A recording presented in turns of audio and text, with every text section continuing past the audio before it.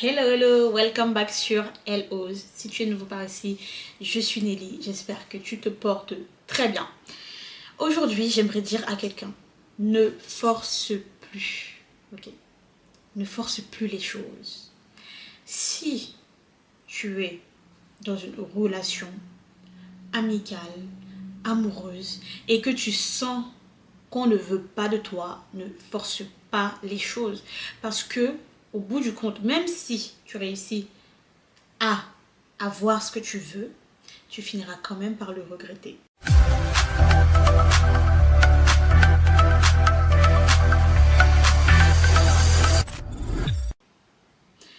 Je vais vous raconter une anecdote. J'ai entendu une histoire. Quelqu'un de très proche m'a raconté cette histoire. Donc, une connaissance à elle a rencontré quelqu'un et elle était red dingue de la personne. D'accord? Elle était vraiment red dingue de la personne. Bon, au début, le monsieur semblait vraiment intéressé aussi. Mais au bout du compte, on se rend compte que cette personne n'a jamais aimé cette dame. Mais à force de forcer, ils ont fini par se marier. D'accord? Ils ont tapé 10 ans ensemble. Et aujourd'hui, ils divorcent. Et moi, je suis là. Hein? Pourquoi est-ce qu'ils divorcent? En plus, j'ai vu récemment qu'ils ont fêté leurs 10 années de mariage. Pourquoi? Et c'est là qu'on m'explique que, en fait, le monsieur n'a jamais aimé cette dame. La dame a toujours forcé. Elle a forcé pour les fiançailles, pour le mariage, pour les 3 enfants, pour la maison. Je dis, what? Pardon? Mais en fait, pourquoi les femmes ne s'aiment pas comme ça? Pourquoi tu ne t'aimes pas? Pourquoi tu ne te respectes pas? Quelqu'un t'a déjà montré de toutes les façons possibles qu'il ne veut pas de toi. Pourquoi est-ce que tu forces en fait? Et après, on entend beaucoup de femmes qui sont là à pleurer, se plaindre. Mais depuis le départ, il y avait des red flags. Là, je vous parle peut-être d'un couple, mais même en amitié, c'est pareil. Vous avez des red flags. On vous montre clairement que là, où tu veux t'aventurer là, ça ne va pas aller. Mais, comme on est des sabitou, on sait tout, on a toujours espoir que ça change, on force.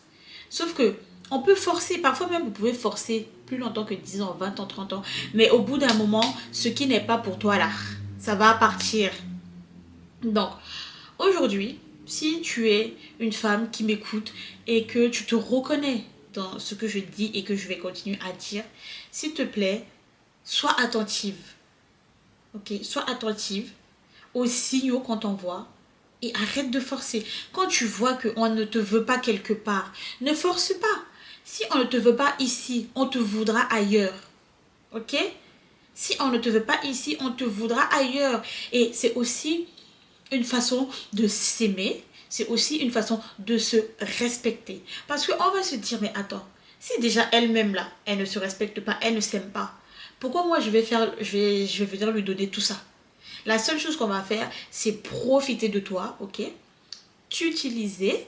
Et quand on aura fini de faire tout ça avec toi, on va te jeter comme une vieille serviette.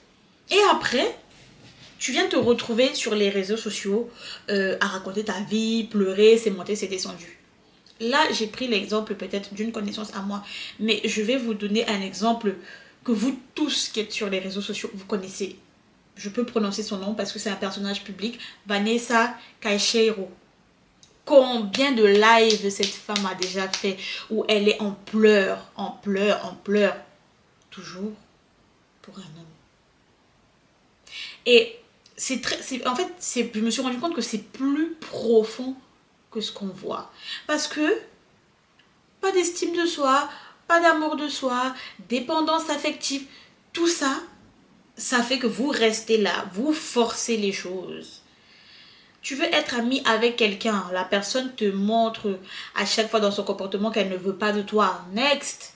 Tu veux sortir avec quelqu'un, la personne te montre qu'elle ne veut pas de toi. Next. Next. Bon, moi, j'ai quelqu'un dans mon entourage qui force, qui veut devenir ami avec moi. mais je fuis cette personne, je fuis. À un moment donné, je pense que quelqu'un qui a un cerveau va comprendre que on ne veut pas de moi, en fait. Je ne force pas. Donc arrêtez de forcer les choses. Ça aussi, ça va montrer que vous êtes une personne qui avait du caractère, vous avez des valeurs, vous vous respectez, vous vous aimez. Et ça va vous éviter beaucoup de problèmes, beaucoup de maux de tête. Parce qu'au début, quand on vous parle, c'est « Oh, je maîtrise ». Mais sauf que, au fil du temps, eh ben, les gens finissent par avoir raison en fait. On ne force pas l'amitié. On ne force pas l'amour. C'est pas des choses qu'on force, c'est des choses naturelles. Et si ça ne vient pas là, ça ne viendra jamais, je suis désolée. Même si vous avez l'impression que oui, ça vient, non, c'est du fake, c'est faux en fait. On s'amuse avec vous. Et parfois vous dites, ah, mais la personne va changer. Hein? Pardon? Non. Non, non.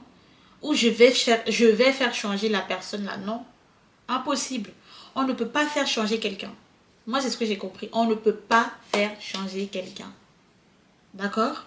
On ne peut pas faire changer quelqu'un. Donc, concentre-toi sur toi.